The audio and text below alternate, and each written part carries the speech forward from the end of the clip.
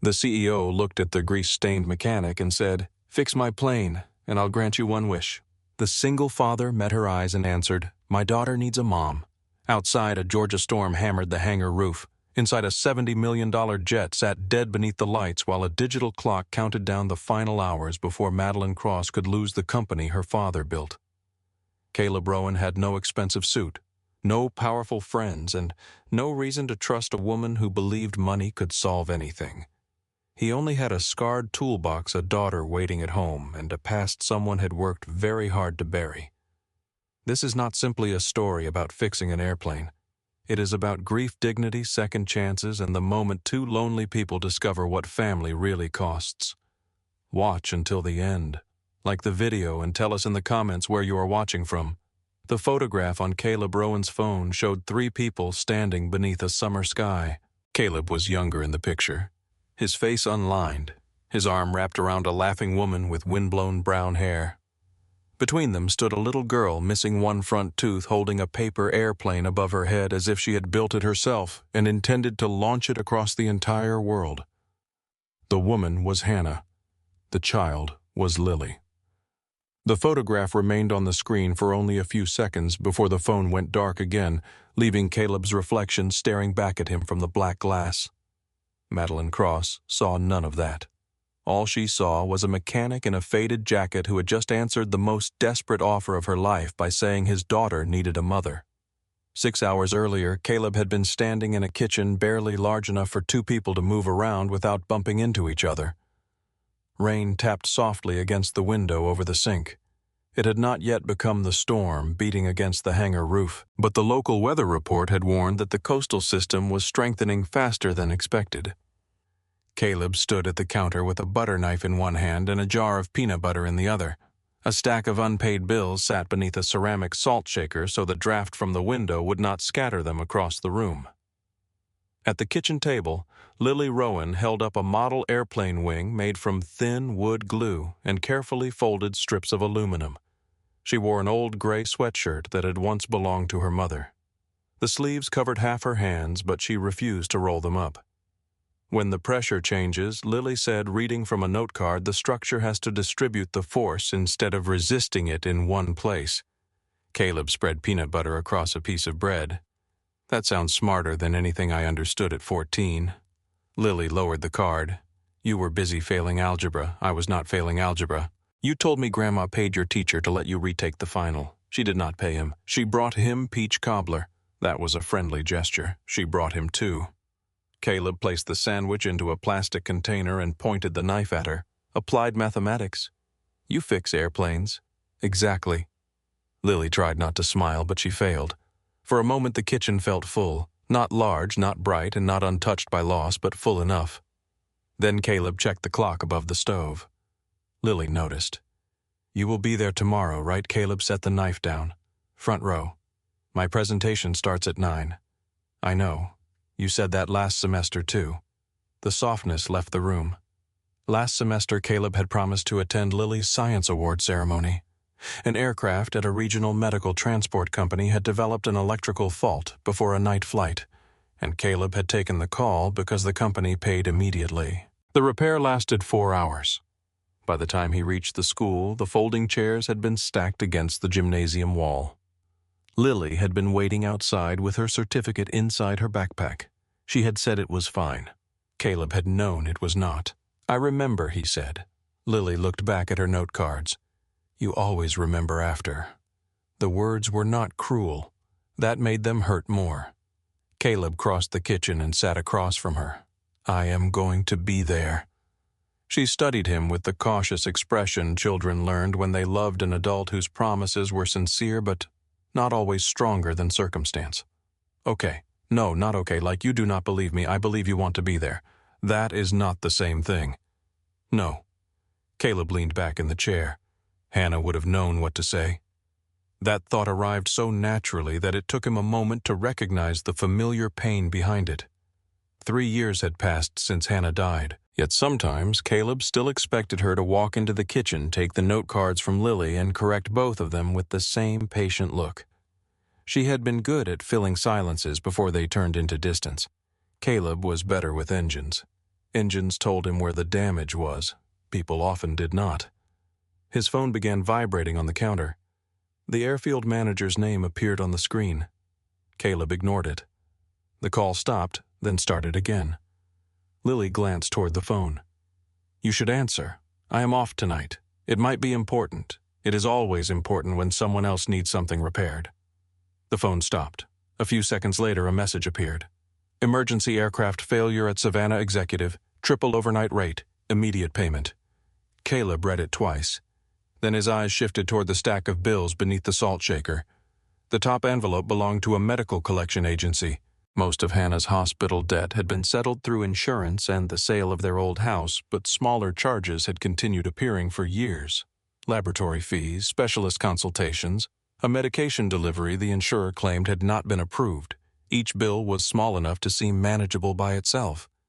Together they had followed Caleb and Lily into every month since Hannah's death.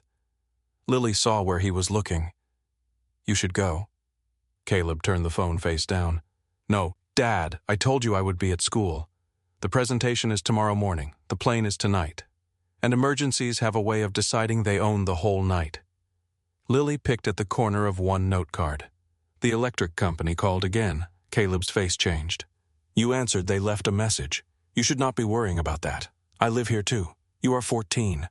That does not make the lights free." Caleb stared at her. There were moments when Lily sounded so much like Hannah that he had to remind himself to breathe. Hannah had possessed the same quiet ability to say one plain sentence and remove every excuse around it. Caleb stood and reached for his jacket. Lily gathered her cards into a neat stack. "I will be home before you wake up. You do not know that. I will do everything I can." She nodded without looking at him. Caleb stepped closer. "Lily." She finally raised her eyes. "I am going to be there tomorrow, then be there." Caleb wanted to promise again, but another promise would only make the first one lighter. He picked up his toolbox from beside the back door. Before leaving, he paused in front of the framed photograph on the narrow shelf in the hall. Hannah stood on a beach, laughing at something beyond the edge of the picture. Her wedding ring caught the sunlight. Caleb touched the corner of the frame. Lily watched from the kitchen. "Dad." "Yeah. You know Mom would not be angry if you had a life."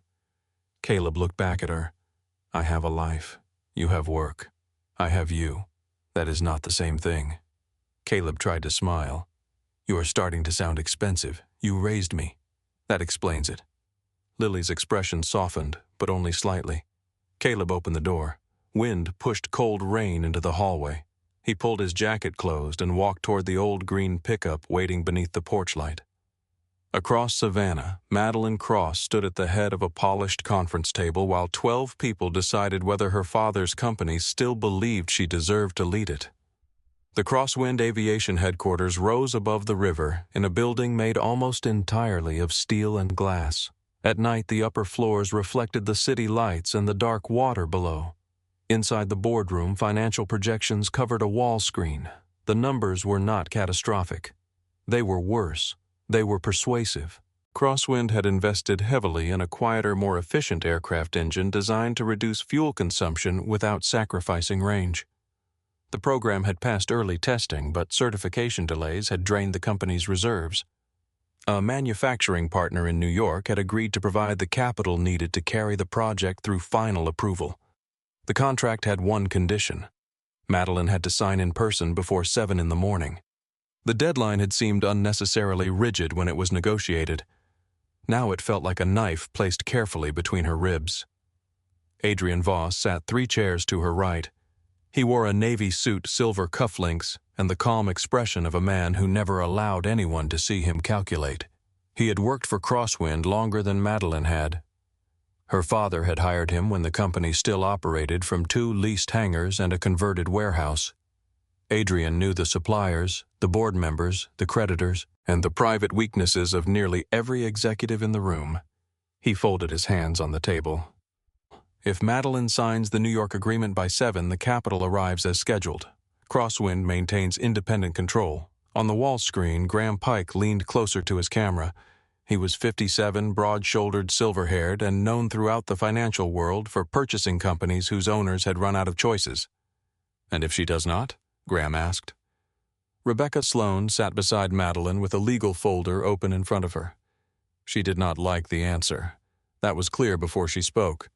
The Emergency Governance Clause transfers temporary negotiating authority to the Chief Operating Officer. Graham looked toward Adrian's chair. Then Mr. Voss would be able to consider other funding structures. Madeline remained standing. Other funding structures mean selling 43% of Crosswind to Pike Meridian at less than half its projected value. Graham smiled. It means recognizing the value the market assigns today, not the value you hope for tomorrow. My father spent 30 years keeping firms like yours away from this company. Your father understood leverage. My father understood vultures. Rebecca lowered her eyes. Several board members shifted in their chairs. Graham's smile did not move. You cannot insult your way out of a liquidity problem, Ms. Cross. Madeline placed both hands on the table. I do not need to. I have a signed partnership waiting in New York. Adrian spoke gently. You have a partnership waiting for your signature. That is not the same thing. Madeline turned toward him. The aircraft is ready. The storm is strengthening. The flight has been cleared. For now. The way he said it made Madeline look at him longer than she intended. Adrian held her gaze without blinking. The meeting ended 15 minutes later. Board members gathered their tablets and left in small groups, speaking quietly enough to pretend they were not discussing her. Graham Pike's screen went black. Rebecca remained behind. Adrian closed his folder and stood. Madeline waited until the door shut behind the last director. You invited Pike into this discussion. Adrian buttoned his jacket. I invited capital into a company running out of it. You gave him access to internal projections. He already knew the market. He knew details that only this board had seen. Adrian's eyes hardened for a moment, then softened again. Madeline, the company is 6 weeks away from delaying payroll at 2 facilities. The New York agreement solves that. If it closes, it will. You have said that about every deadline this year. Madeline stepped closer.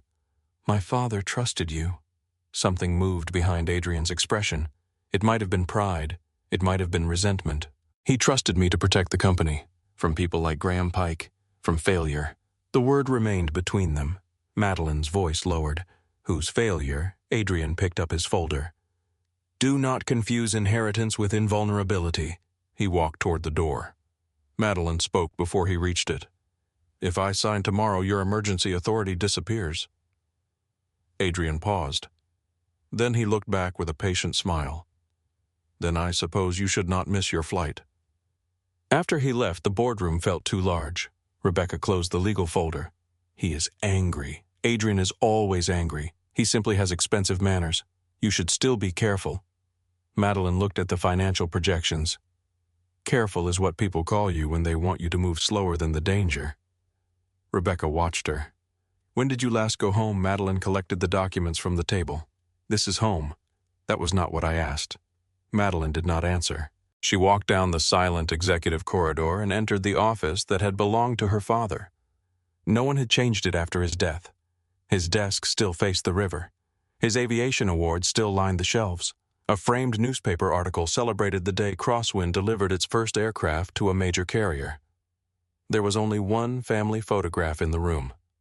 Madeline was 12 in the picture. She stood between her parents at a company anniversary event wearing a white dress and an expression too serious for a child. Her father's hand rested on the back of a chair beside her, not on her shoulder. Her mother left less than a year later. Madeline remembered the argument only in pieces. A suitcase near the staircase. Her mother crying quietly. Her father standing in the library telling someone on the phone that a personal matter would not affect the following morning's meeting.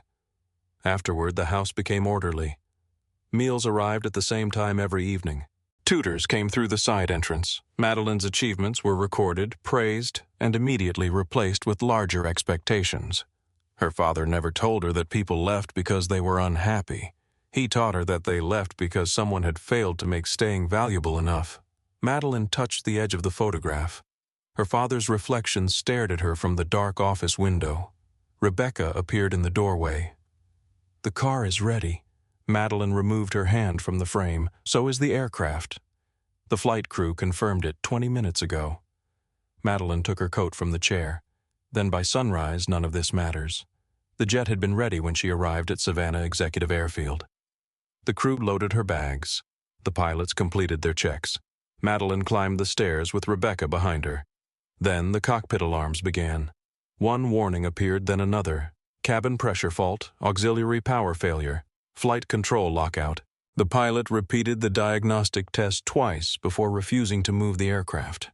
The regular crosswind maintenance team could not be reached. The airfield manager eventually admitted they had been dispatched to Charleston for an emergency inspection. No one knew who had ordered the reassignment. That was when Caleb's phone rang. Now, 6 hours after he had left Lily at the kitchen table, he stood beneath Madeline's aircraft while the storm hammered Savannah with enough force to rattle the hangar doors. Madeline faced him, anger still burning behind her eyes.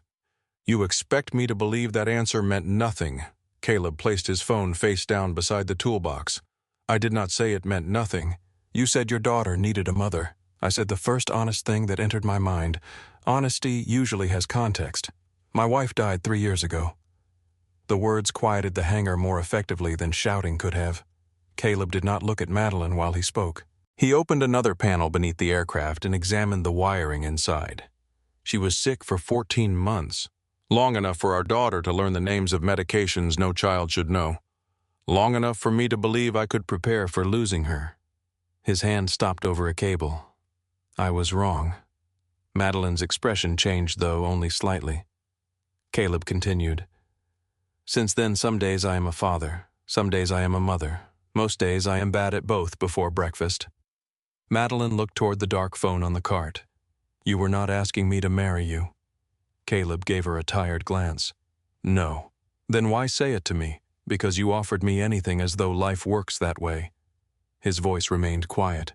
"My daughter does not need a woman delivered to our front door because I repaired a rich woman's airplane." Madeline's jaw tightened at the word rich, but she did not interrupt. "She does not need someone to replace Hannah. No one can do that." Caleb reached deeper into the panel. "She needs to know that losing one person does not mean a family is finished forever." Madeline looked away. For one brief moment, the noise of the storm sounded distant. Caleb pulled a control module from its housing. The metal casing was clean, too clean. He turned it beneath the work light.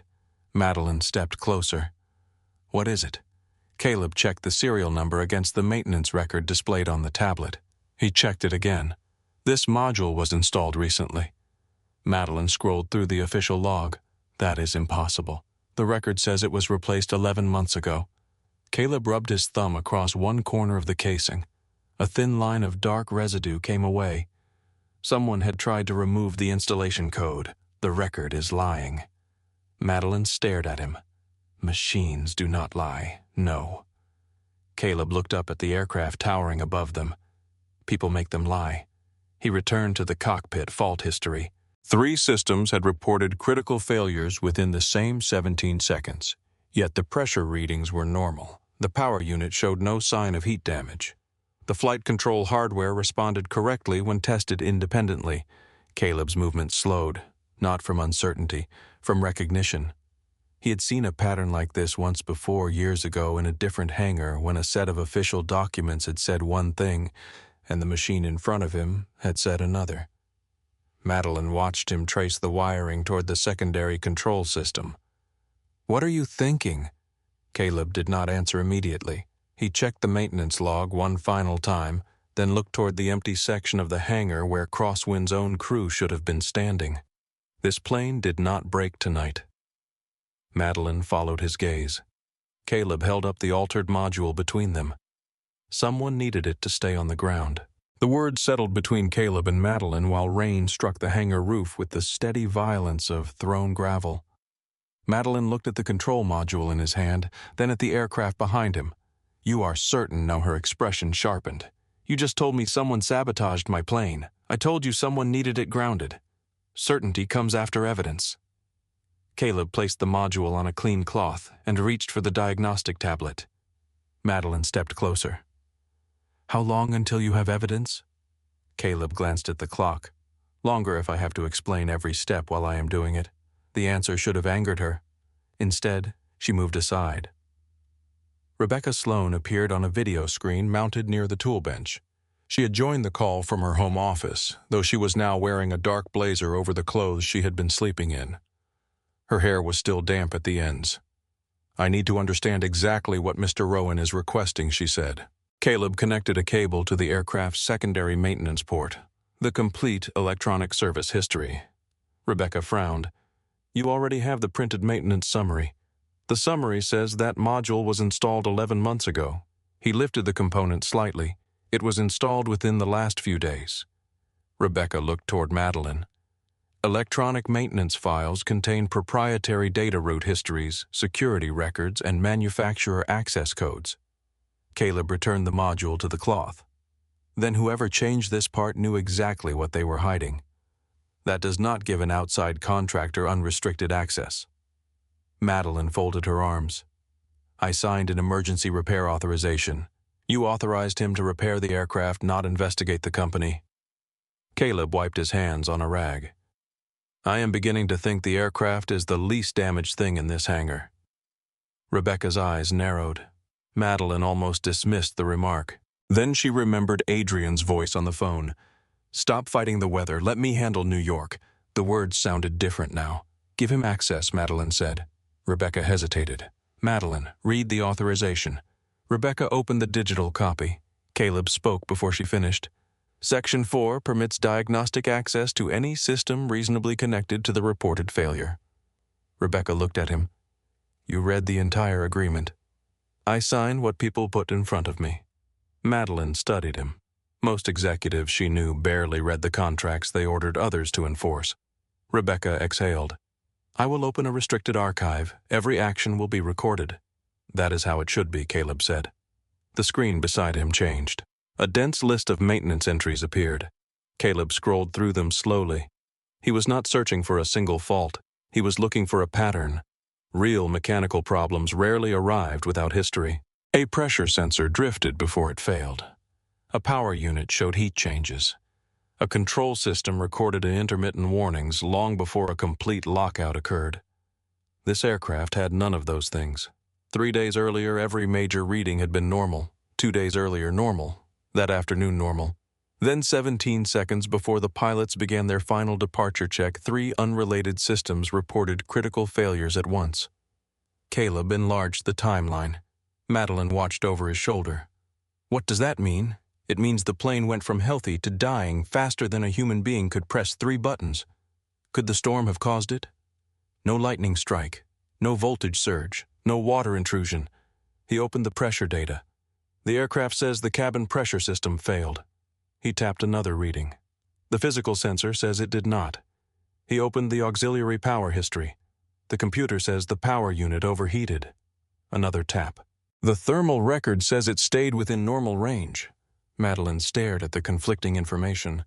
"So the warning lights are false. The systems reporting the failures are lying to the systems responsible for clearing the flight." "You said machines do not lie." "They do when someone teaches them how."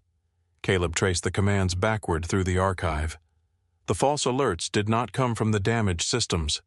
They came from a hidden instruction embedded inside the maintenance network. He isolated the code and read it twice. "What is it?" Madeline asked. "A lockout command. Can you remove it?"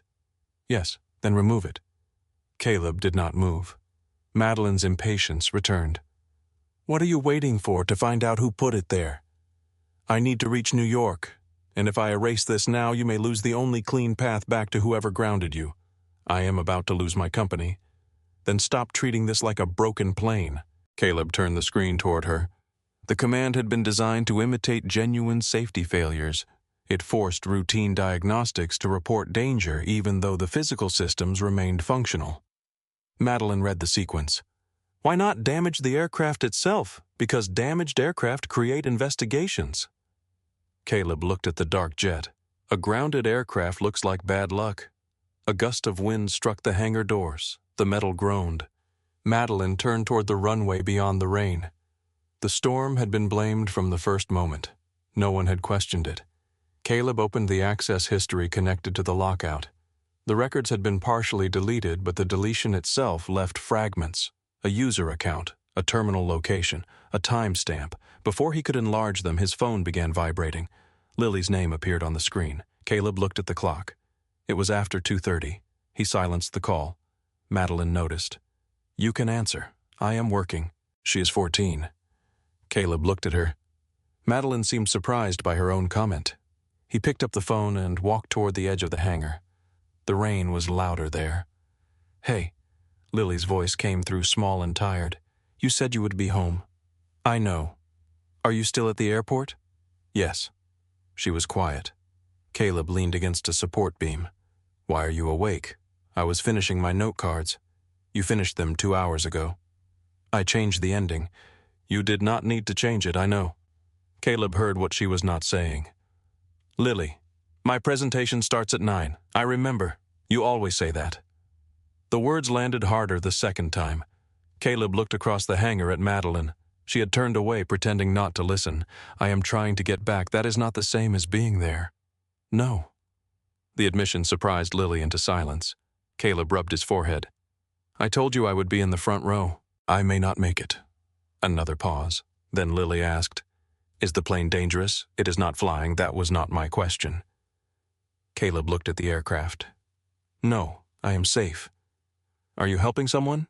"Yes. Do they really need you?" He considered Madeline beneath the wing, the transfer deadline, the altered module, and the hidden command. "I think they do." Lily exhaled slowly. Then finish. "I am sorry. I know." Her voice softened, but the disappointment remained. Before hanging up, she said, "Dad, yeah, do not fix somebody else's whole life and forget ours." The call ended. Caleb remained beside the support beam. For several seconds, he listened only to the rain. When he returned, Madeline kept her attention on the screen. "She sounds like you," she said. "No, she sounds like her mother." Madeline glanced at him. That sounded like an accusation. It was not. Caleb sat at the terminal. Hannah knew how to say something quiet and make it impossible to ignore. Madeline looked toward his phone. "Your daughter knows about the bills." Caleb stopped typing. "You heard that I heard enough. She should not have to, but she does." Caleb looked at her. Yes, there was no defensiveness in the answer. Only fatigue. Madeline turned away first. For the first time since Caleb entered the hangar, his sentence about needing a mother did not sound like an insult. It sounded like a confession spoken too early. Caleb returned to the access fragments. The hidden command had been issued from an administrative account registered to Crosswind Aviation. Rebecca saw the data through the shared screen. "That narrows nothing," she said. "Several departments have administrative access." "Not from this terminal," Caleb replied. He enlarged the location code. The source was listed as Executive Secure Office 2. Madeline knew the room. Adrian's office. Her phone rang before anyone spoke. His name appeared. Madeline answered and placed the call on the speaker. "Adrian, have you reconsidered the remote signing? No, you are running out of time." "Why was the maintenance team sent to Charleston?" A brief pause. "Was it? You knew they were gone." "I assumed someone reassigned them because of the weather." "Who has that authority?" "Operations. Dispatch. Senior maintenance staff. Your office has administrative authority over all three." Adrian sighed. "Madeline, you are under pressure. I understand that.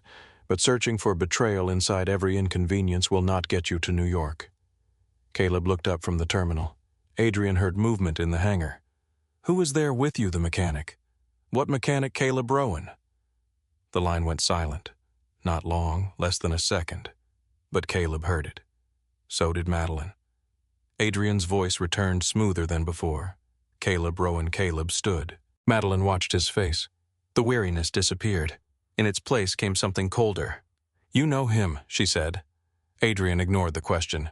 "Madeline, you need to remove that man from the aircraft immediately." "Why?" "Because he has no business accessing Crosswind systems. He found a false lockout command." "I am sure he claims he did." Caleb stepped closer to the phone. "You still use the same words." Adrian's tone changed. "Mr. Rowan. Mr. Voss." Madeline looked between the phone and Caleb. "What is happening?" Adrian answered first. "Your mechanic was removed from commercial aviation after filing a fraudulent safety complaint." The hangar seemed to contract around Caleb. Rebecca remained silent on the screen. Adrian continued. "He blamed senior management for his own technical negligence. When the evidence failed to support him, he disappeared into freelance repair work." Madeline turned to Caleb. Is that true? Caleb met her eyes. I was removed from the industry. Adrian spoke quickly. He was suspended after a test aircraft suffered a hydraulic failure. His inspection signature was on the release. My signature was forged. That claim was investigated by people you paid. Adrian's voice hardened. You destroyed your own career, Caleb. Caleb moved closer to the speaker. No. I reported inspection fraud. You buried it. Then you buried me. No one spoke. Madeline asked, Why do you remember his name? Adrian did not answer immediately. Caleb's jaw tightened. Ask him. Madeline repeated the question. Why do you remember his name? Adrian's voice became careful. I remember anyone who threatens an aviation company with reckless accusations. Caleb looked at Madeline. He remembers me because I was right. Adrian ended the call. The silence afterward felt heavier than the storm. Madeline faced Caleb. Tell me everything. Caleb returned to the workbench. There is no time. You just accused my chief operating officer of destroying your career. You asked me to fix your plane. I'm asking you now. Caleb placed both hands on the metal table. 8 years earlier, he had worked for Atlantic Crown Aviation as a test pilot and safety engineer. The job had been the best position of his life. He flew new aircraft after major repairs, reviewed maintenance data, and signed off only when every system met standard. Adrian Voss had been a regional executive there. Atlantic Crown had secured a contract that depended on keeping 6 aircraft operational through the end of the quarter. During an inspection, Caleb found hydraulic pressure readings that did not match the official reports. 3 pumps showed repeated overheating. The written records showed normal performance. Caleb reviewed earlier entries and found that dozens of warnings had been removed. He reported the discrepancy through the company's safety channel. 2 days later, Adrian called him into a glass office overlooking the hangar. There were no raised voices, no threats. Adrian simply placed a new report on the desk and told Caleb the data had been corrected. Caleb refused to sign it. Adrian asked whether Caleb understood how many jobs depended on the contract. Caleb answered that every passenger depended on the inspection. Adrian smiled and said Caleb was confusing responsibility with authority.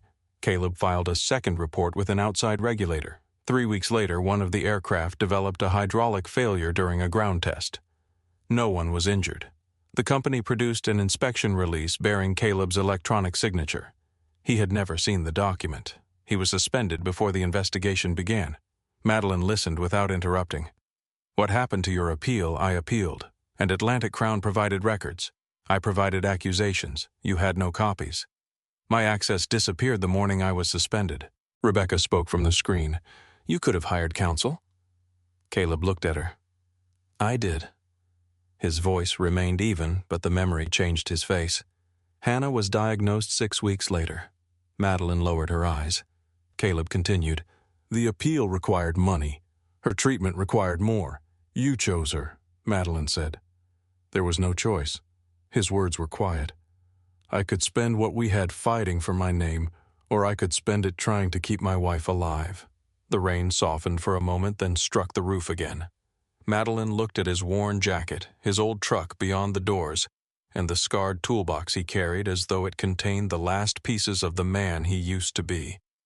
She had mistaken all of it for failure. Caleb turned back to the terminal. The regulator accepted Atlantic Crown's version. My test authorization was suspended. Commercial operators stopped returning my calls, and Adrian left the company. 6 months later, with a promotion. Madeline stood motionless. Her father had hired Adrian not long after that. She remembered the praise surrounding him, a disciplined operator, a decisive leader, a man who understood how to protect a company under pressure. Caleb enlarged the access record from Adrian's office. Madeline forced herself to focus. Could someone have stolen his password? Yes? Rebecca answered at the same time. That is possible. Caleb opened the building's security requirements. The terminal did not use a password alone. The screen showed 3 authentication layers: an executive badge, a fingerprint scan, a location lock tied to the private office. Rebecca leaned closer to her camera. Those controls were added last year. Caleb pointed to the log. The command was issued from inside Adrian's office. Madeline shook her head.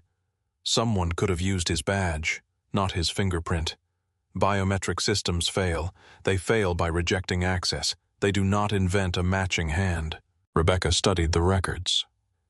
The authentication is valid. Madeline looked at her. You are certain I am certain the system recorded Adrian's badge and fingerprint. That is not the same as proving he entered the command. No, Rebecca said, but it is more than coincidence. Caleb searched the maintenance archive for the installation record connected to the replacement module. A technician's name appeared. Mason Rudd. Madeline recognized it. He works on the night team. Rebecca checked the staffing system. Mason was reassigned to Charleston at 10:12. Who approved it? Madeline asked. Rebecca searched. The approval field was blank. Caleb took the module beneath a brighter lamp. The screws showed recent tool marks. One screw had 3 fine scratches beside it. Caleb stopped. What Madeline asked. He turned the casing. The marks formed a narrow arrow pointing toward the internal connector. This was deliberate. The damage, the warning. Caleb removed the back plate carefully. Inside, a wire had been rerouted through a false contact. The modification was subtle enough to pass a quick inspection. Madeline frowned. You think Mason left that mark? Mechanics used to do it when someone was forced to close a panel they did not trust. Rebecca asked, why not report it directly? Maybe he tried. Caleb searched the personnel directory and found Mason's emergency contact number. Madeline called. The phone rang until voicemail answered. She called again. No response. Rebecca checked his company device. It has been offline since 10:40. Caleb looked toward the module. He wanted the next mechanic to keep looking. Madeline paced beside the workbench. Then Adrian used Mason, sent the maintenance team away, accessed the aircraft systems, and prepared to take control when I missed the signing. Rebecca's voice remained cautious. We do not yet know that. Madeline stopped. You still think this could be coincidence? I think accusations made before evidence is preserved can destroy a case. Caleb nodded. She is right. Madeline looked at him. You believe Adrian framed you. I believe what I can prove. The answer frustrated her. It also made her trust him more. Caleb copied the access logs to an isolated drive. Rebecca recorded the transfer. He then returned to the hidden command. A second encrypted directory appeared beneath it. The folder had no name, only a date. 3 days earlier. Caleb selected it. A password request filled the screen. Rebecca tried the executive archive key. Rejected. Madeline entered her own authorization. Rejected. Caleb studied the code structure. This was not created through the normal system. Can you open it? Madeline asked. Maybe. He disconnected the terminal from the aircraft network before trying again. Rebecca objected. What are you doing? Preventing whoever built this from deleting it remotely. He routed the file through an older backup unit stored in the hangar. The machine took nearly a minute to start. Its fan rattled. The screen flickered. Caleb began reconstructing the broken directory index 1 line at a time. Madeline watched the clock. 3:15. The New York deadline moved closer with every passing second. She forced herself not to ask how long. The encrypted folder opened partially. A document title appeared, then vanished. Caleb froze the screen. Rebecca enlarged the image. The first words were clear. Emergency transfer agreement. Madeline felt the cold of the hangar through the soles of her shoes. Open it. Caleb continued rebuilding the file. More text appeared.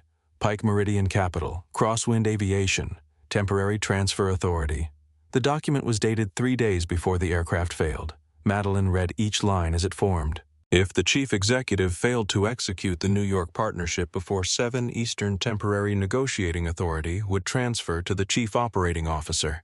Under that authority, Adrian could approve the sale of 43% of Crosswind's voting shares to Pike Meridian Capital. The purchase price was less than half the valuation projected after certification of the new engine program. Rebecca whispered, this was prepared in advance. Madeline stared at Graham Pike's name, her father's company, her employees, the engine program, every hangar and production line Crosswind owned.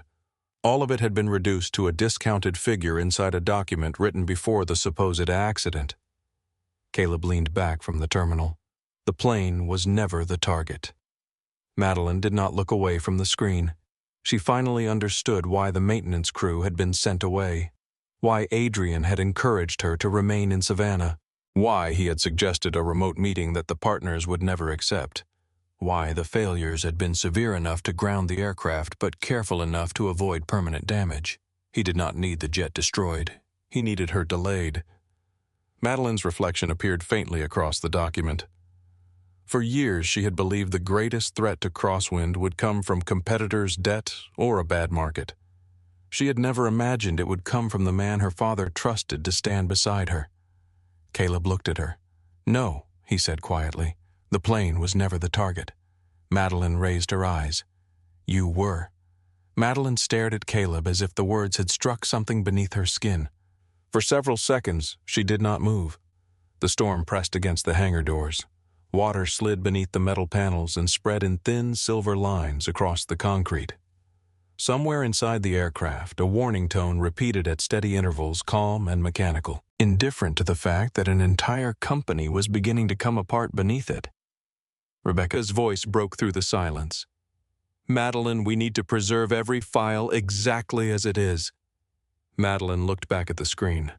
"Do it. I also need board authorization to suspend Adrian's executive access, then call the board." Rebecca hesitated. "If we call them before the evidence is complete, Adrian will control the conversation. He has controlled it for 8 years. That does not mean we should enter the room unprepared." Madeline looked at the clock. 3:21. The numbers seemed brighter than everything around them. "We do not have the luxury of preparation." Caleb disconnected the recovered file from the older terminal and placed the backup drive on the steel table. "You have enough to stop him from signing anything tonight." Madeline turned toward him. "Enough to accuse him. Enough to make them wait. They do not want to wait." "Then make them." The simplicity of the answer irritated her. "You have never stood in front of my board." "No." "You have never watched 12 people decide whether your life's work still belongs to you." Caleb's face did not change. "I watched a room full of people decide my life's work belonged to a forged signature." Madeline looked away. He did not say it to wound her. That made it worse. Rebecca's image shifted as she moved through files on her screen. "I am sending an emergency board notice now." Madeline straightened. "How long? 10 minutes? Make it 5. Rebecca looked at her. 5. Caleb continued working at the terminal. Madeline watched him make duplicate copies of the access logs. Every file was labeled with the exact time. Every transfer was recorded on video through Rebecca's call. Her phone began to ring. Adrian. She let it ring twice before answering. "Madeline, I just received an emergency board notice. So did I." "What are you doing?" "Protecting the company." "From whom?" She looked at the transfer agreement on the screen. "You." The silence on the line was so complete that Madeline could hear the faint hum of Adrian's office. Then he laughed once. Not because anything was funny, because disbelief was the safest expression he could find. "You are making a dangerous mistake. You prepared a sale agreement with Graham Pike 3 days before my plane failed. I prepare alternatives. That is my job. You used your secure office to access the aircraft system. That is an accusation from a man who has spent 8 years blaming me for his failures." Caleb did not look up. Madeline gripped the phone. "You knew who he was before I told you anything else. I know the names of people who threaten aviation companies. You destroyed his career. His career collapsed because he was reckless." Madeline glanced toward Caleb. He continued copying files, but the muscles in his jaw tightened. Adrian lowered his voice. "Listen to me. You are exhausted. You are frightened. This mechanic found exactly the story you were desperate to believe. What story is that? That everyone else is responsible for the consequences of your leadership." Madeline's voice remained steady. "The board will decide what the evidence means. The board will decide whether you are still fit to lead." The call ended. Madeline lowered the phone. Caleb looked at her. "You all right, no?" It was the first honest answer she had given him all night.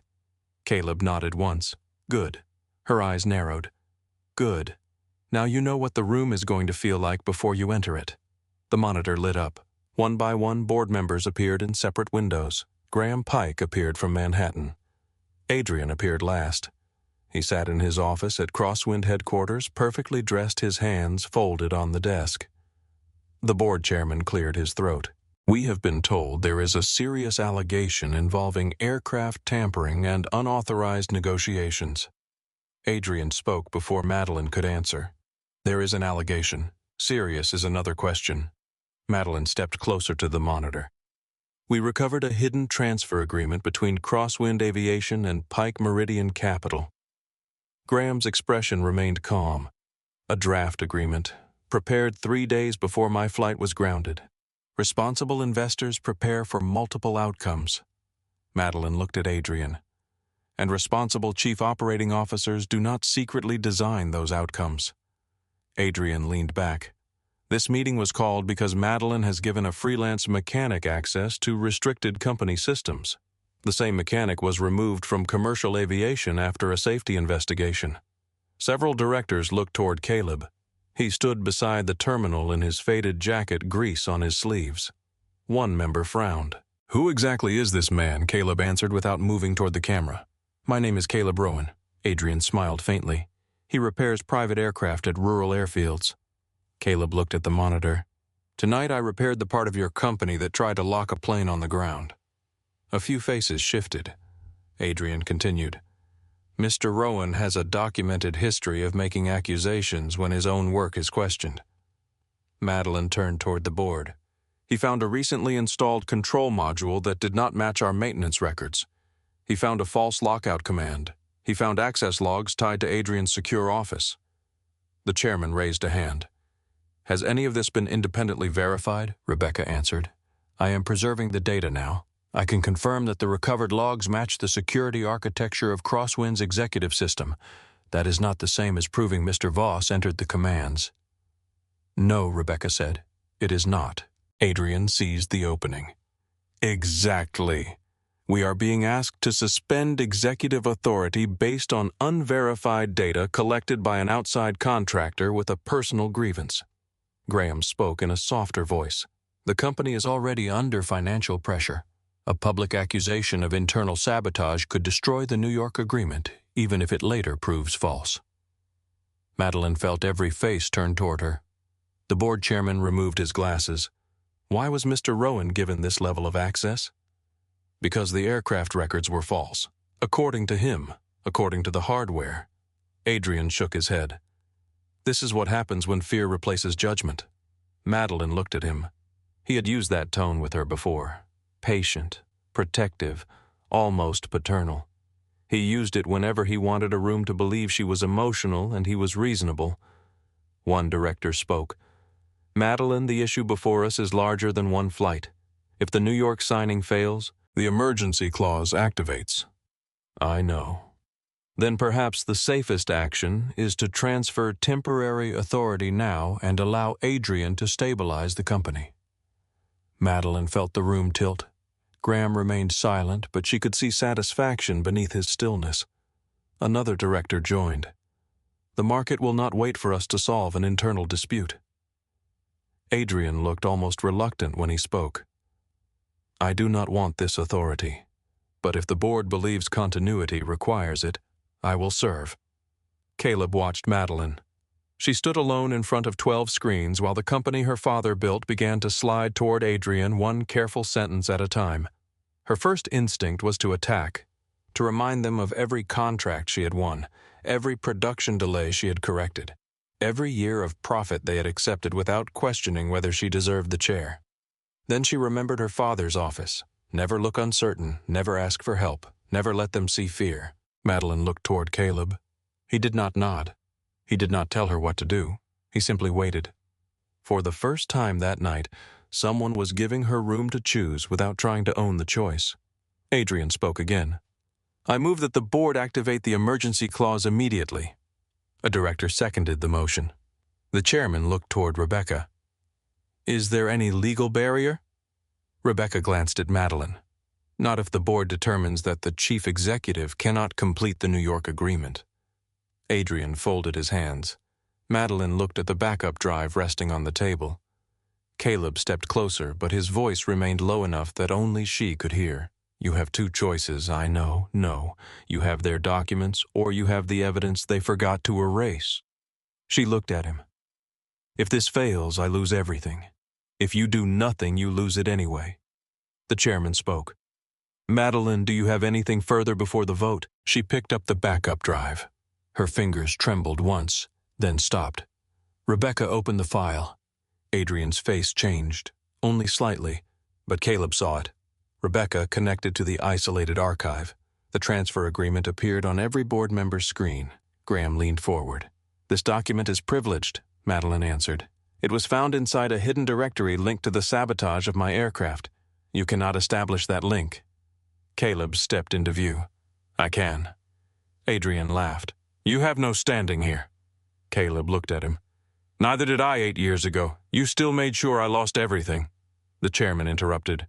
Mr. Rowan explained the evidence clearly. Caleb connected the first access record. The aircraft reported 3 major failures within 17 seconds. The physical systems did not fail. A hidden command forced the diagnostics to report that they had. He displayed the timeline. The command was triggered 19 minutes after Ms. Cross confirmed her flight schedule to New York. Next came the security record. The command entered through a restricted terminal inside Mr. Voss's private office. Adrian spoke. Credentials can be stolen. Caleb opened the authentication details. The terminal required your executive badge, your fingerprint, and physical access to the room. Biometric systems can be manipulated, Rebecca answered. Not without generating a separate security alert. There is no alert. Adrian's expression tightened. Caleb opened the maintenance authorization. The control module was installed by Mason Rudd, a crosswind technician. His reassignment to Charleston was approved through an executive operations channel. The approval signature was removed. Madeline looked at Adrian. Why was he sent away? I did not send him. Caleb enlarged the deleted message fragment recovered from the archive. Install replacement module before midnight. Do not enter modification in standard log. Report to Executive Office 2 after completion. The board fell silent. Adrian's voice sharpened. A fragment without a sender. Rebecca highlighted the metadata. The message originated from the same secure terminal. Graham shifted in his chair. This does not prove Pike Meridian participated in any sabotage. Madeline looked at him. The transfer agreement proves you expected to benefit from it. We expected to benefit if your company required emergency capital. You priced 43% of Crosswind before the emergency occurred. That is called preparation. That is called knowing. The chairman leaned toward the screen. Is there more? Caleb opened the financial attachment. A private compensation schedule appeared. Adrian Voss would receive an executive retention package after Pike Meridian acquired the shares. Several directors began speaking at once. Adrian raised his voice. This is a draft. It was never executed. Madeline faced him. You were going to sell the company and pay yourself for opening the door. I was going to preserve Crosswind, at half its value at the value it has under your leadership. The room stopped. Adrian realized too late that the mask had slipped. Madeline did not raise her voice. So that is what this is. He stared at her. You inherited a company you were not ready to run. You helped my father prepare me. I helped your father protect Crosswind from your mistakes. My mistakes did not put a false command inside that aircraft. Your pride put the company close enough to collapse that one delayed flight could decide its future. The board chairman struck the table with his hand. Enough. Rebecca's phone rang. She looked at the number. Mason Rudd. Madeline answered through the conference system. The video connection was poor. Mason appeared inside a roadside motel room. His face was pale. A bruise darkened one side of his jaw. Mason, where are you? Madeline asked. Outside Charleston. Did Adrian order you to replace the control module? Mason looked toward something beyond the camera. I cannot do this. Rebecca spoke carefully. You are protected under the company's whistleblower policy. This call is being recorded. Mason gave a broken laugh. The policy does not protect my health insurance. Madeline felt the meaning before he explained it. His wife was undergoing treatment for multiple sclerosis. Adrian had threatened to cancel the family's coverage and report Mason for theft if he refused to install the module. I did not write the code, Mason said. I only replaced the part and connected the bypass. Why did you leave the scratches? Caleb asked. Mason looked toward the sound of his voice. I hoped somebody would see them. Why did you not call me? Madeline asked. Mason's eyes filled with shame. Because Mr. Voss said you already knew. Madeline went still. Mason continued. He said you needed the flight delayed so the board would approve the Pike deal without making you look responsible. Adrian stood suddenly. This is absurd. Mason flinched at his voice through the screen. Adrian pointed toward the camera. That man is lying to protect himself. Caleb spoke. Then why is he afraid of you? Adrian turned toward him. You have spent 8 years waiting for this moment. Caleb's face remained calm. No. He looked toward Madeline. I spent 8 years trying to stop needing it. That silence carried more weight than anger. The chairman looked toward Rebecca. Do we have sufficient grounds to suspend Mr. Voss's authority? Rebecca answered immediately. Yes. Adrian stepped away from his desk. You cannot do this without a formal investigation. Madeline moved closer to the screen. I am beginning one. You will destroy the company? No, I am removing the man who tried to sell it. She turned to Rebecca. Freeze Adrian's system access. Preserve every device in his office. Notify federal aviation investigators and outside counsel. No files leave the building. Rebecca began issuing instructions. Adrian's office lights changed as the security system restricted access. You think this ends with one mechanic and a damaged file? Madeline held his gaze. No. Her voice was quiet. It ends with every record you thought no one would reopen. The connection from Adrian's office went dark. The board members remained on screen. No one celebrated. The clock read 3:58. The chairman looked toward Madeline. The emergency motion is withdrawn pending investigation. Graham Pike leaned forward. The withdrawal does not change the deadline. If the New York agreement fails, Crosswind still requires capital. Madeline turned toward him. Not yours. That may not be your decision for long. His screen disappeared. Madeline stood motionless. Caleb returned to the aircraft. You could have let him fall without mentioning what he did to you, she said. Caleb loosened a connector. This was not about me. It became about you the moment he used your past. He used my past because he thought pain makes people careless. Caleb looked at her. Do not prove him right. Madeline removed her coat and placed it over the back of a chair. What do you need a clean replacement module? She called the backup maintenance crew. They had reached the edge of Savannah and would arrive within 15 minutes. What else? Full pressure test. Wiring inspection, secondary system reset. A second certified sign-off. How long? Caleb looked at the clock. Long enough to miss New York if anything else goes wrong. Madeline nodded. Then nothing else goes wrong. Caleb almost smiled. That is not how airplanes work. The backup crew entered, carrying equipment cases, and stopped when they saw the open panel, the altered module, and the evidence bags on the workbench. The senior technician shook his head. I am not signing this aircraft after deliberate tampering. Caleb handed him the diagnostic report. You are not signing anything until we finish. You are not Crosswind staff. No. Then who is taking responsibility? Madeline stepped forward. I am. The technician looked at her. That is not a maintenance certification. Caleb pointed to the wiring diagram. He is right. Responsibility does not replace procedure. Madeline forced herself not to argue. What do you need from me? Caleb reached beneath the panel. Silence. She stared at him. And a flashlight. One of the technicians picked one up. Caleb shook his head. I asked her. Madeline looked at the flashlight, then at the space beneath the aircraft. The concrete floor was wet and streaked with oil. She removed her shoes. No one said anything. She knelt beside Caleb and took the light. Where lower? She lowered it. Not that low. You are enjoying this. A little. For the first time that night, Madeline smiled. It was brief, unpracticed. Caleb saw it and returned to the wiring before she could notice. They worked beneath the aircraft while the crew moved around them. Caleb replaced the module. He removed the false bypass and restored the original connection. Madeline held the light steady as his hands moved through cables and connectors with quiet certainty. Caleb tightened the final connector. Power. A technician activated the system. The final red indicator remained. Everyone watched it. Caleb adjusted one connection by less than an inch. The light turned green. A breath moved through the hangar. Madeline looked at Caleb. He closed the panel and stood. Is it safe? The systems are responding normally. That was not my question. Caleb met her eyes.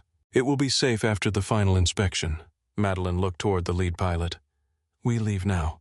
The pilot did not move. I am sorry, the aircraft is cleared. The aircraft was sabotaged less than 2 hours ago and repaired. I am not taking passengers into the air until an independent investigation is complete. Madeline stared at him. You signed on to fly this aircraft. I signed on to fly an aircraft I trusted. She stepped closer. You will be protected. This is not about protection. His voice remained respectful. It is about whether I am willing to put lives inside that plane. Madeline looked toward the clock. 4:46. The runway to New York would take nearly 2 hours. Ground transportation from the airport would take more. The margin was disappearing. Rebecca spoke quietly. He is within his rights to refuse. Madeline closed her eyes for 1 second. She had exposed Adrian, saved the evidence, restored the aircraft, and still the company might be lost because no one would fly it. Caleb wiped his hands. I will. Madeline turned. The crew looked at him. The lead pilot frowned. You are a mechanic. Caleb walked to his toolbox. He opened the bottom compartment and removed a worn leather holder. Inside was a commercial pilot certificate. Behind it rested a valid test flight authorization. The lead pilot examined the documents. These are current. I kept the medical certification active. Madeline stared at Caleb. You can fly this aircraft. I have flown this model? When before, people decided my name mattered more than my hands. He placed the license on the workbench. I need a certified co-pilot. I need the full maintenance record on board. I need Rebecca to document the authorization, and I will not move until the weather route is confirmed. Madeline picked up her coat. Do it. Caleb looked at her. I am not cutting one corner. I did not ask you to. A small change passed between them. Not trust completed, trust chosen. The co-pilot began reviewing the route.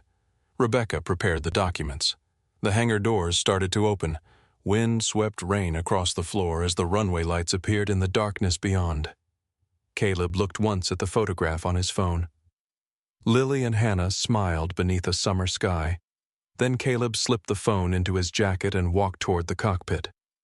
The repaired aircraft waited beyond the hangar doors, its navigation lights cutting through the rain. Wind swept across the runway in hard silver sheets. Ground crews moved beneath the wings with their heads lowered, fastening panels, checking tires, and protecting documents from the weather beneath clear plastic covers. Madeline followed Caleb to the stairs. He stopped before climbing. We are not leaving until every inspection is signed. The systems are green. The systems were made to lie less than 3 hours ago. She looked toward the clock above the hangar entrance. 4:52.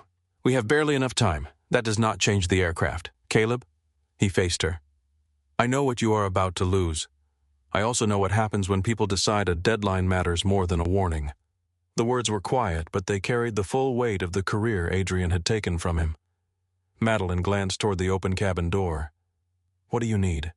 A complete exterior inspection, a second maintenance signature, written authorization for me to act as pilot in command, weather clearance, fuel confirmation, a co-pilot who has flown this model recently. The co-pilot is already here. Then he can review the records with me. Rebecca approached with a tablet held against her chest. I have prepared the emergency flight authorization. The company accepts responsibility for assigning Mr. Rowan as pilot. Caleb did not take the tablet. The company does not accept responsibility for my decisions in the cockpit. Rebecca looked at him. That clause protects you. It protects Crosswind. He pointed to the screen. Change it. I accept command authority only after I verify the aircraft, the route, and the crew. If I refuse takeoff, no executive can override me. Madeline's first instinct was to object. She felt the words rise in her throat. Then she remembered the flashlight in her hand and the steady patience of Caleb's fingers inside the damaged panel. Change it, she said. Rebecca made the revision. Caleb read every line before signing. The co-pilot arrived from the operations building carrying a flight bag. His name was Daniel Cho, a former Air Force pilot with years of experience on the same aircraft. Caleb and Daniel completed the exterior inspection together. They checked every repaired system, repeated the pressure test, and refused to rush the senior technician who provided the second signature. Madeline watched each minute disappear without interrupting. Only after studying the aircraft from nose to tail did Caleb nod. We can fly. Madeline exhaled. Her relief lasted less than a second. Caleb's phone began to ring. Lily. He looked at the screen but did not answer immediately. Madeline noticed the time. Call her. We need to board. We are not moving until the fuel truck clears the wing. Caleb looked at her. She added, That is at least 2 minutes. He walked toward the shadow of the hangar. Lily answered on the first ring. Dad, I am here. You sound outside. I am at the runway. Lily understood before he said it. You are flying the plane. Yes. Her presentation would begin in a little more than 4 hours. Even if he reached New York on time, he could not return before morning. I am going to miss it, he said. Lily did not answer. Caleb forced himself not to explain the storm, the sabotage, the company, or the people waiting in New York. He had spent too many years offering reasons when what she needed was honesty. I told you I would be there and I will not be. A faint sound came through the phone. Not crying, Lily turning over one of her note cards. Okay, no, it is not okay. What do you want me to say, whatever is true? She took a breath. I am angry. You should be. I practiced the beginning because I thought you would be sitting where I could see you. Caleb closed his eyes. I am sorry, I know. Are you scared? Lily asked. About flying again? Yes. Caleb looked toward the cockpit windows. The last time he had sat in that seat, Hannah had still been alive, and his name had still opened doors. Yes. Lily became quiet. Caleb had rarely admitted fear to her. He had believed a father should be the wall between a child and every dangerous thing. Hannah had often told him walls could protect people, but they could also keep them alone. Are you helping someone? Lily asked. I am trying to. Is she the woman who offered you the wish? Caleb looked toward Madeline. She stood beside Rebecca beneath the wing, one hand holding her coat closed against the wind. How do you know it was a woman? The airfield manager called the house after you left. He thought you forgot a tool. Caleb almost smiled. Yes, it is her plane. Does she really need you? He considered the question. Madeline had employees, attorneys, pilots, board members, and more money than Caleb could imagine. Yet when the people closest to her turned against her, only a stranger in a worn jacket had told her the truth. Yes, he said, I think she does. Lily released a slow breath. Then go, Lily, I am still angry, I know. You still owe me breakfast, anywhere you want, and no phone. Agreed. Another pause. Then Lily said, Dad. Yeah, Mom would have gotten on the plane too. Caleb lowered his head. The air left his chest slowly. Hannah had hated turbulence. She gripped the armrest during every flight and refused to look out the window during takeoff. But if someone needed help, she went. Fear had never decided who she was. Caleb swallowed. I know. Come home when you are done. I will. The line disconnected. Caleb remained beside the support column for one more moment. When he turned, Madeline was standing several feet away. He had not heard her approach. How much did you hear? Enough to know she has every right to be angry. Caleb looked toward the aircraft. She does. You could have told her the truth about why you are going. The truth does not give her back the seat she saved for me. Madeline held his gaze. Most people she knew used difficulty as a reason to excuse the damage they caused. Caleb accepted the damage, even when the choice had been necessary. Rebecca called from the stairs. We are cleared. Caleb walked past Madeline. She followed him into the cabin. Inside, the aircraft looked untouched by the night. Nothing in the polished cabin suggested that someone had tried to use the machine as a weapon against its owner. Caleb and Daniel reviewed the route, weather, fuel emergency options, and every repaired system. Madeline sat in the rear cabin. Rebecca took the seat across from her and opened a file containing the New York documents. You should review your remarks, Rebecca said. Madeline looked through the open cockpit door. Caleb fastened his harness and placed both hands on the controls.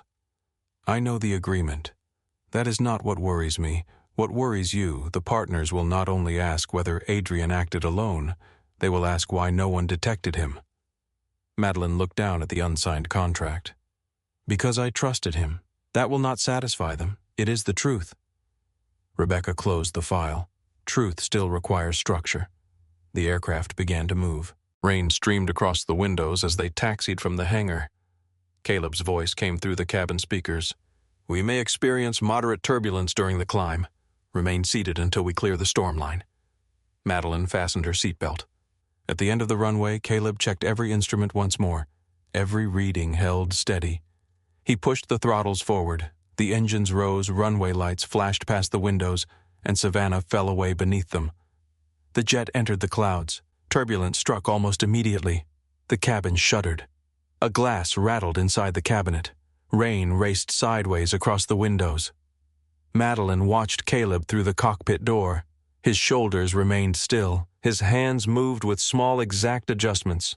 He did not fight the aircraft. He listened to it. For Caleb, the movements returned before the confidence did. His hands remembered the controls, even while the rest of him remembered what the industry had taken. A warning light flickered once. His heart stopped, but the reading remained normal. It was only a brief delay caused by the reset.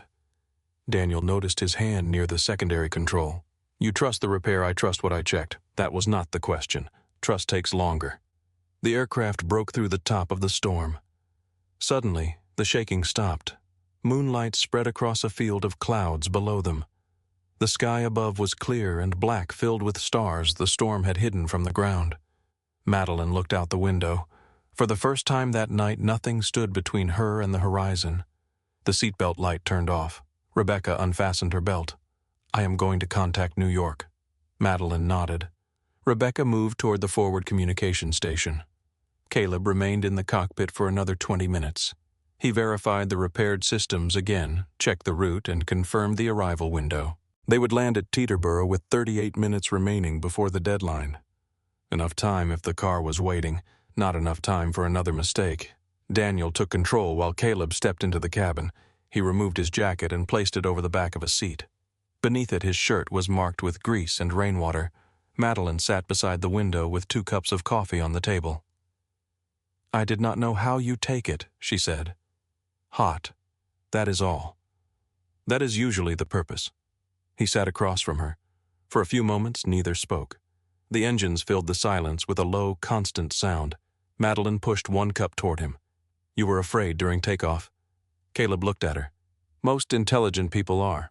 That is not an answer. It is the one I have. She rested her hands around her coffee. When did you last fly a corporate aircraft? Yes. 7 years and 8 months ago. You remember the month? I remember the day. Madeline looked through the open cockpit door. Why keep your license active? Caleb turned the cup between his hands. At first, because I thought the investigation would be corrected quickly. And later, he looked toward the clouds below. Hannah paid the renewal fee 1 year without telling me. Madeline waited. She said there was a difference between losing a job and surrendering the part of yourself that knew how to do it. A faint smile touched his face. She could make stubbornness sound noble. You loved her. It was not a question. Caleb's expression softened. Yes. Madeline lowered her eyes to the coffee. The answer created an ache she did not understand. Not jealousy, something quieter. Respect for a place inside him that had not been emptied just because Hannah was gone. My mother left when I was 9, she said. Caleb looked at her. She had not planned to tell him. The words arrived because Caleb had already seen her kneeling on a hangar floor with grease on her coat. She packed 1 suitcase. I thought that meant she would come back for the rest. Did she know? My father did not discuss it. He reacted by making every schedule more precise. The house became quieter. Every hour had a purpose, and you learned to do the same. She looked at him. Yes. Did it help? It kept people from asking questions. That was not what I asked. Madeline almost smiled. No, it did not help. She looked toward the dark window. My father built Crosswind from 2 leased hangars. By the time I was old enough to understand what he had done, everyone around us treated him like the company was proof that he had defeated every weakness. Caleb drank his coffee, and at home, every dinner became a meeting. Every mistake became a performance review. She paused. When he died, people told me I had inherited his company. Her reflection floated in the window. No one told me I had inherited his loneliness. Caleb looked down at his cup. That sounds expensive. Madeline laughed quietly. The sound surprised them both. It was. Caleb leaned back. Hannah used to say loneliness charges interest. She sounds inconvenient. She was. His smile faded. After she died, I stopped answering calls. I got Lily to school, paid the bills, and told myself that counted as being present. What changed? One night she found me asleep beside Hannah's picture. She said, "Dad, you keep pretending you are here, but you left when Mom did." Madeline felt the words settle into the cabin. She was 13. Caleb nodded. She had already lost one parent. I was making her lose the other slowly. You were grieving. So was she. He looked toward the cockpit. A child does not let you turn grief into a private room and lock the door. She keeps knocking. Madeline thought of the office preserved exactly as her father had left it. The photograph, the desk, the silence she had called home. Is that why you said she needed a mother? Caleb shook his head. She does not need a replacement. What does she need to know that loving someone who is still here does not betray someone who is gone? His eyes met hers. And maybe I needed to hear myself admit that. Madeline held his gaze longer than she intended. Then she looked down. You still have a wish. Caleb's expression changed. I was hoping you forgot. I do not forget debts. That may be part of your problem. I gave my word. You gave it while your company was disappearing. It still counts. Caleb placed the cup on the table. Wishes made under pressure are dangerous. You asked for nothing. I said something I was afraid to say honestly. Madeline chose her next words carefully. Do you expect anything personal from me? No. The answer came without hesitation. She felt relief, then unexpectedly disappointment. Caleb continued. You are not a prize. Neither is Lily. Madeline looked at him. No one has ever refused something from me before I offered it. Then you know strange people. I know powerful people. Same problem. Rebecca returned from the communication station carrying her tablet. The New York partners know we are airborne. They have agreed to wait until the deadline, but Graham is already there. Madeline's expression hardened. What has he told them that the sabotage proves Crosswind has serious governance failures? He helped create them. We cannot prove his involvement beyond the transfer agreement. Not yet. Rebecca sat beside the table. They will ask why they should invest after tonight. Madeline opened her prepared remarks. I will explain that Adrian acted without authorization. Caleb looked at the page. That sounds like you lost control. She looked up. I did lose control. No. Someone tried to take it. What is the difference? What you do after you find his hand on the wheel. Rebecca looked at Caleb with interest. Madeline closed the prepared remarks. What would you say I would not tell them your company is perfect? I was not planning to. You were planning to tell them the problem was one dishonest man. It was. No. One dishonest man found a system built to trust titles more than evidence. Madeline's face tightened. Caleb continued before she could defend herself. Your maintenance people were afraid to question an executive order. Mason believed his health insurance could be used against him. Your board almost handed control to Adrian because his suit looked more reliable than the data. Rebecca remained silent. Caleb leaned forward. If you blame everything on him, they will hear that Crosswind learned nothing. Madeline looked at the unsigned agreement. What should they hear? The truth. That is not a strategy. It is if you can survive saying all of it. Madeline took a blank sheet of paper and began writing by hand. She admitted that Crosswind had been vulnerable. She described how the company had preserved the evidence, protected Mason, separated safety authority from financial leadership, and requested an independent audit. Rebecca added the legal details. Caleb challenged every sentence that sounded defensive. Madeline crossed out the language her father would have used. By the time the cabin lights brightened for descent, the page in front of her was covered with revisions. She looked at Caleb. When did a mechanic learn how to speak to boards? He pulled on his jacket, back when boards destroyed mechanics. The aircraft descended through scattered clouds over New Jersey. The lights of the city appeared in the distance, stretching toward Manhattan. Caleb returned to the cockpit. Teterboro cleared them to land.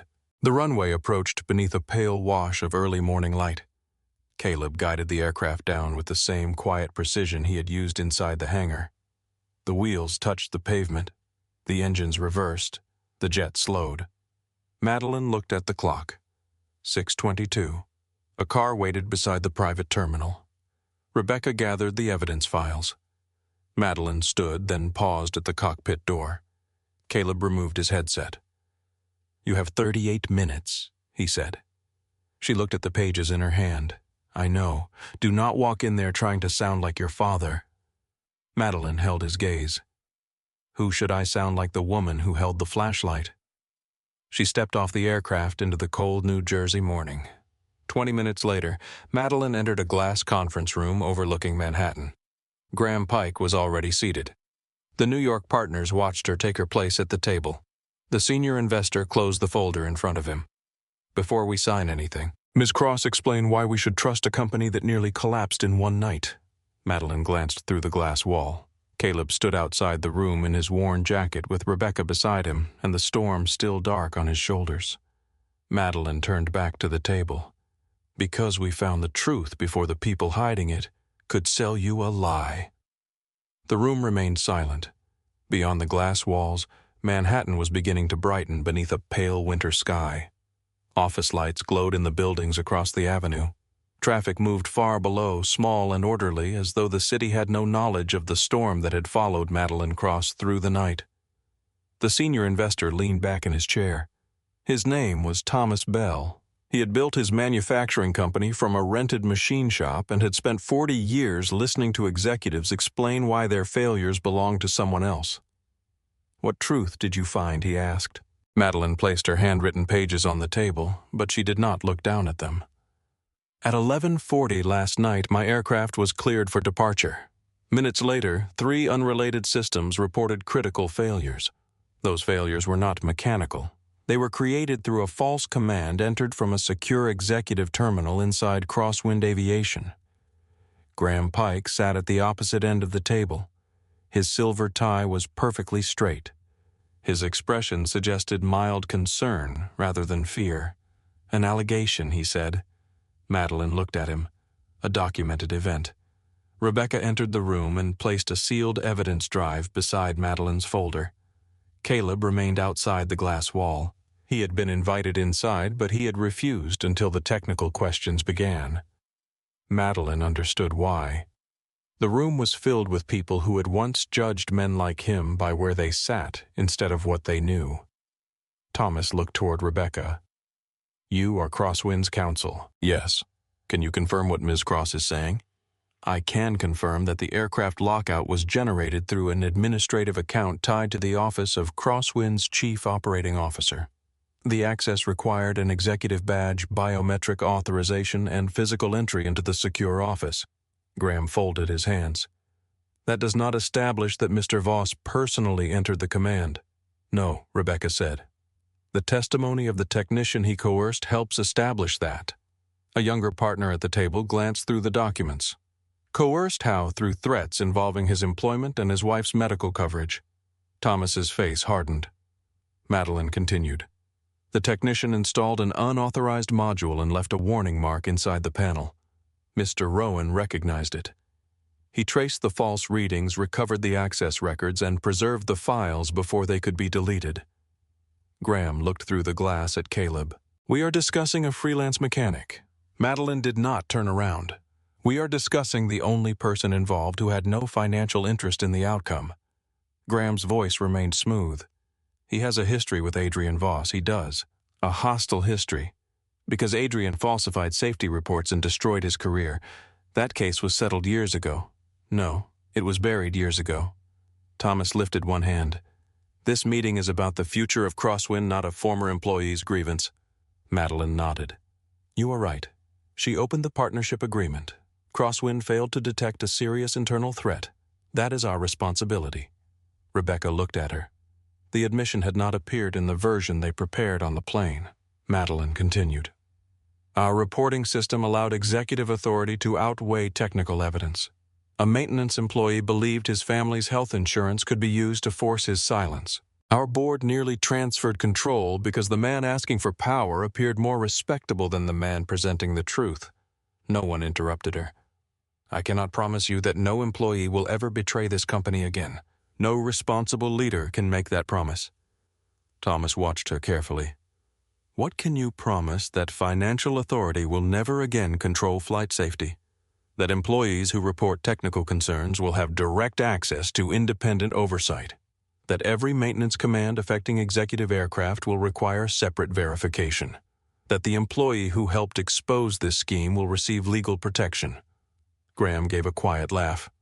You prepared all of that during the flight? Number one, Madeline looked through the glass at Caleb. I understood it during the flight. Thomas followed her gaze. Bring him in. Rebecca opened the door. Caleb entered wearing the same faded jacket he had worn in Savannah. The rain had dried unevenly across the shoulders. Grease remained beneath his fingernails. He did not apologize for either. Thomas pointed toward the empty chair beside Madeline. Caleb remained standing. You repaired the aircraft, Thomas asked. Yes, after discovering deliberate tampering. Yes, and then you flew it here. After a complete inspection, a second maintenance signature, and an independent review of the repaired systems. You were willing to accept that risk? Caleb looked at him. I was willing to accept a verified aircraft. Risk is not the same thing as carelessness. Thomas studied him. Explained the failure without technical language. Caleb walked toward the table. The plane was healthy. Someone installed a module that allowed a hidden command to imitate 3 major failures. The aircraft believed it was unsafe because its diagnostic system had been instructed to report false information. Could that happen again? Yes. Madeline turned toward him. The answer unsettled several people at the table. Caleb continued. Any system built by people can be manipulated by people. The answer is not pretending the system is perfect. The answer is making sure one person cannot control the records, the access, and the consequences. Thomas nodded slowly. Graham shifted in his chair. You expect this room to accept the judgment of a man whose own aviation credentials were suspended? Caleb looked toward him. My credentials were suspended after an inspection document was forged, according to you. According to the records, Crosswind has agreed to reopen. Graham smiled. How convenient. Madeline placed her hand on the evidence drive. What is convenient is that Pike Meridian prepared an agreement to purchase 43% of Crosswind 3 days before the aircraft was grounded. Every face at the table turned toward Graham. He did not move. Responsible firms prepare for possible market events. You also prepared a compensation package for Adrian Voss. That was a standard retention proposal. For a transfer he claimed not to want. Graham's composure thinned. This company needs capital. That fact has not changed because you discovered an internal dispute. No, Madeline said. But the reason we need this agreement has. Thomas looked at the partnership documents. How Madeline met his eyes. Yesterday I came here asking you to trust the company my father built. She paused. Today I'm asking you to trust the company we are willing to rebuild. The clock on the wall read 6:53. 7 minutes remained. Thomas looked at the other partners. They exchanged quiet words. Graham closed his folder. You are considering investing after an attempted internal takeover, Thomas answered without looking at him. I am considering investing in a company that exposed one before breakfast. Graham stood. You will regret allowing sentiment to replace judgment. Caleb watched him. Thomas placed his hand on the agreement. Judgment is why you are no longer part of this conversation. Graham left the room without another word. The door closed behind him. Thomas turned to Madeline. The agreement proceeds under one additional condition. Madeline waited. Crosswind completes an independent safety and governance audit within 90 days. Agreed. And the safety division reports separately from financial operations. Madeline looked at Caleb. Agreed. Thomas signed first. The other partners followed. Madeline added her signature at 6:58. For a moment she stared at the ink. No applause followed. There was only the soft movement of paper across the table and the distant noise of the city waking below them. Crosswind remained hers to lead. Yet the feeling in her chest was different from victory. It felt more like the first full breath after being underwater too long. Outside the room, Rebecca embraced her. Madeline stood stiffly for half a second, then returned it. Caleb waited beside the window. Madeline walked toward him. You did not just repair an airplane. Caleb glanced into the conference room. I know. You repaired my company. No. He looked at her. I showed you where it was broken. The distinction mattered. Madeline nodded. Her phone vibrated with messages from board members, employees, reporters, and people who had ignored her calls only hours earlier. She switched it off. Caleb noticed. That may be the most impressive thing you have done all night. Do not become comfortable. I would never. They flew back to Savannah later that morning. Caleb slept for most of the flight while Daniel handled the controls. His head rested against the window, his arms folded across his chest. Madeline sat across from him with the signed agreement inside her bag. She did not open it once. When the aircraft landed, Lily was waiting inside the hangar. She wore the gray sweatshirt that had belonged to Hannah and held her presentation model beneath one arm. Caleb stepped down from the plane and stopped when he saw her. Lily did not run toward him. She stood beside the old green truck with her lips pressed together. Caleb approached slowly. "How did it go? I got an A." "I knew you would. You were not there." "No." Lily looked toward the aircraft. "Did you save her company?" Caleb glanced back at Madeline. "We helped. That was not my question." Caleb smiled faintly. "Yes." Lily's eyes filled, but she refused to let the tears fall. "I was still angry while I gave the presentation. You had every right. I imagined you sitting in the front row." Caleb's voice became quiet. "I am sorry." Lily placed the model on the hood of the truck. Then she stepped forward and wrapped her arms around him.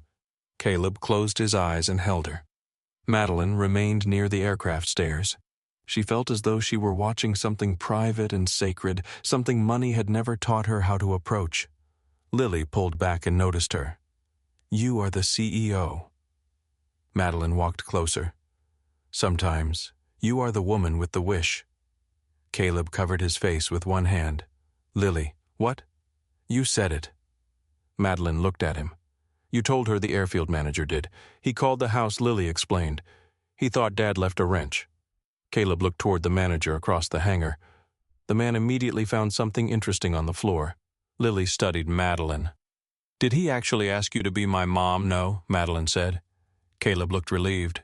"He said something honest before he had time to make it sensible. That sounds like him." Madeline glanced at the model wing. "Your presentation. Pressure distribution and aircraft structures. She got an A," Caleb said. "I heard." Lily lifted the model. "My dad helped build it." Madeline looked at Caleb. "He seems useful. He is when he shows up." The words carried affection and injury at the same time. Caleb accepted both. Madeline reached into her coat pocket and removed the expensive watch she had taken off during the crisis. She placed it on the hood of the truck. Lily frowned. "What is that for?" "To remind your father he owes you breakfast." Caleb picked up the watch. "This is worth more than my truck. Then do not lose it. I am not accepting this. I did not give it to you." Madeline looked at Lily. "I am asking her to hold it until you keep your promise." Lily considered the arrangement. "Can I sell it if he is late?" "No," Caleb said. Madeline almost smiled. "We can discuss penalties." Caleb looked between them. "I already regret introducing you." The formal investigation began that afternoon. Rebecca hired outside counsel and an independent aviation security firm. Federal investigators collected the aircraft module access records and executive devices. Mason Rudd entered protected status and returned home to his wife. Adrian denied everything. For several days, he claimed the recovered records had been manufactured. Then investigators found the deleted messages on a private device inside his home office. The evidence extended beyond the events in Savannah. Archived files connected Adrian to Atlantic Crown Aviation and the investigation that had ended Caleb's career. Rebecca called Caleb 2 weeks later. He was standing in his kitchen repairing the broken cabinet hinge when the phone rang. Lily sat at the table doing homework. "We found your original report," Rebecca said. Caleb stopped turning the screwdriver. "What, the complete report? Not the version submitted during the investigation." He sat down. Rebecca continued. "We also found the altered hydraulic records and internal messages discussing your removal." Caleb could hear paper moving on her desk. "There is an inspection release with your electronic signature. The source file shows it was created from Adrian's terminal 6 hours after your access had been disabled." Lily looked up. Caleb could not speak. Rebecca's voice softened. "You were telling the truth." He stared at the unfinished cabinet door. "I know. The Aviation Authority will reopen the case." Caleb closed his eyes. For 8 years he had imagined this moment arriving with anger, relief, or triumph. Instead, the kitchen became strangely quiet. "What happens now?" he asked. "Your record will be corrected. Your test authorization can be restored. Atlantic Crown will issue a public statement." Caleb looked at Hannah's photograph on the shelf. She had believed him when no one else did. She had paid to keep his license active while medical bills covered their table. She had not lived long enough to see the truth become official. Caleb, Rebecca said. I am here. Madeline wants the announcement made publicly. She said a private correction would not repair public damage. Caleb lowered his head. Tell her thank you. She is standing beside me. Madeline's voice came through. You can tell me yourself. Caleb wiped a hand across his face. You kept your word. I still owe you a wish. No. Yes. You reopened the case. That was not the first thing you asked for. Lily watched him from across the table. Caleb looked at her. That was never yours to grant. Madeline was silent for a moment. Then she said, I understand. The public correction arrived 3 weeks later. Caleb's name appeared in aviation publications that had once reported his suspension. His commercial status was restored. His test credentials were reinstated. Former colleagues began sending messages. Some apologized.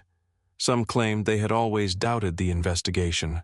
Others asked whether Caleb was available for work now that his reputation had been repaired. He read several messages at the kitchen table. Lily poured 2 glasses of milk. How does it feel? She asked. Caleb placed the phone face down. Quieter than I expected. Good quiet. He looked toward Hannah's picture. Maybe. Madeline offered him the position of Director of Flight Integrity at Crosswind. The contract arrived in a thick folder. Caleb read every page. He returned to headquarters with handwritten changes covering the margins. Madeline looked through them from behind her desk. You changed the reporting structure. Safety cannot answer to finance. You added independent authority to ground any company aircraft. Yes, you require written review whenever an executive overrides a maintenance recommendation. Yes. Madeline turned another page. You also refuse meetings before 8:30 in the morning. Lily's school starts at 8. That is not a standard executive condition. I am not a standard executive. She looked at him. What happens during an emergency, I respond to emergencies. And during poor planning disguised as an emergency, I go home. Madeline set the contract down. Accepted. Caleb did not reach for the pen. There is one more condition. Of course there is. My schedule leaves room for my daughter. Not when convenient. Not after everyone else is satisfied. Madeline looked toward the photograph on her father's old desk. He had believed loyalty was measured by what employees surrendered. She picked up the pen and added a note to the contract. No employee at Crosswind should have to neglect essential family responsibilities to prove commitment to the company. Caleb read the sentence. That includes the chief executive. Madeline looked at the clock. It was nearly 9 at night. She closed the folder. I suppose I should begin immediately. The employees noticed the change before the board did. Madeline began attending safety meetings without dominating them. She asked mechanics to explain failures in their own words. She stopped rewarding managers for keeping teams inside the building late when the work could wait. At first, people did not trust the change. They assumed it was a response to the investigation. Then weeks passed. Madeline continued listening. She still demanded excellence. She still frightened poorly prepared executives. She still entered meetings with enough focus to make entire rooms sit straighter. But she also asked who had challenged the plan and why. Caleb challenged her often, especially when she was wrong. Their first serious argument happened over a production schedule. Madeline wanted to shorten a test period by 2 days. Caleb refused. The data is incomplete. The preliminary results are stable. Preliminary is not complete. We have investors visiting Monday. The engine does not know that. Madeline closed the conference room door. You enjoy saying no to me. I enjoy not attending funerals. She stared at him. Caleb did not apologize.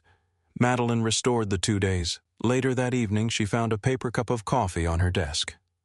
No note. She knew who had left it. Madeline met Lily properly at a school aviation event 2 months later. Caleb had been invited to speak about technical ethics. Madeline sat in the back row without telling him she was coming. Lily noticed her first. After the presentation, she approached Madeline near the auditorium doors. You came. Your father said the school had poor security. Lily smiled. He says that about anywhere without aircraft scanners. Madeline looked toward Caleb, who was surrounded by students. He was good. He practiced in the kitchen. I assumed he was born sounding certain. No, he practices being certain, too. Lily's honesty made Madeline look at her more carefully. The girl had Hannah's brown eyes and Caleb's habit of waiting for the full truth. Can I ask you something, Lily said? Yes. You know you cannot replace my mom. Madeline felt the floor beneath her feet. I know. My dad still loves her. I know that too. Lily studied her face. Does that bother you? Madeline answered slowly. No, it was true. Hannah is part of both of you. I would not want either of you to become smaller, so there would be room for me. Lily looked down at the program in her hands. She had terrible taste in music. Madeline smiled. What kind? The kind Dad listens to when he thinks I am asleep. Across the room, Caleb caught sight of them. Concern crossed his face. Lily raised one hand. We are talking about Mom's music. Caleb's concern deepened. She had excellent taste. She owned 4 different recordings of the same love song. They were different versions. They sounded exactly the same. Madeline looked between them. For one brief moment, Hannah did not feel like an absence. She felt like someone still known in the room. Crosswind later established a scholarship for children of aviation workers and families affected by loss in the industry. Madeline asked Caleb and Lily for permission to name it after Hannah. Lily agreed on one condition. Do not make her sound perfect. Madeline looked surprised. She was good, Lily said, but she burned pancakes and forgot every password she ever made. She was a person. At the scholarship ceremony, Lily stood before a small audience inside the Savannah hangar. She spoke about her mother dancing while she cooked, even when she was tired. She spoke about Hannah's fear of turbulence and her belief that machines should never become more important than the people they carried. Caleb stood beside Madeline. His eyes filled. Madeline did not touch him immediately. She waited. Caleb reached for her hand. Their relationship grew through moments too ordinary for company announcements. Madeline brought dinner to Caleb's house and lost badly at Lily's favorite board game. Caleb repaired the cabinet hinge while Madeline sat at the kitchen table reading reports. Lily taught Madeline how to make Hannah's pancakes, then admitted no one knew whether the recipe had ever been written correctly. There were mistakes. Madeline once called Lily's principal after learning a teacher had unfairly lowered her project grade. Caleb arrived at Madeline's office furious. She needed advice, not influence. The teacher was wrong. That does not give you the right to solve it for her. I was helping. You were controlling the outcome. Madeline stood. No one spoke for me when I was her age.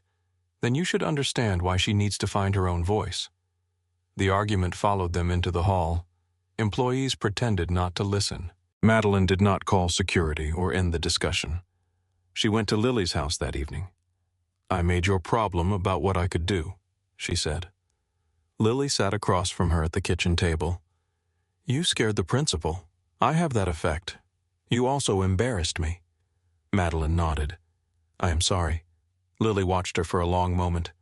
Most adults explain why they were right before they apologize. I am trying something new. It is weird. I know. The apology repaired more than the phone call had damaged. Adrian was removed from every position he held at Crosswind. Federal investigators pursued charges connected to the aircraft tampering and the Atlantic Crown fraud. Caleb saw him once more. Adrian was being escorted through the Crosswind lobby after meeting with attorneys. He stopped when he saw Caleb. You think being cleared gives you back those years? Caleb looked at him. No. Then what did you win beyond the glass doors? Lily stood beside Madeline, laughing at something on her phone. Caleb watched them. The years I still have.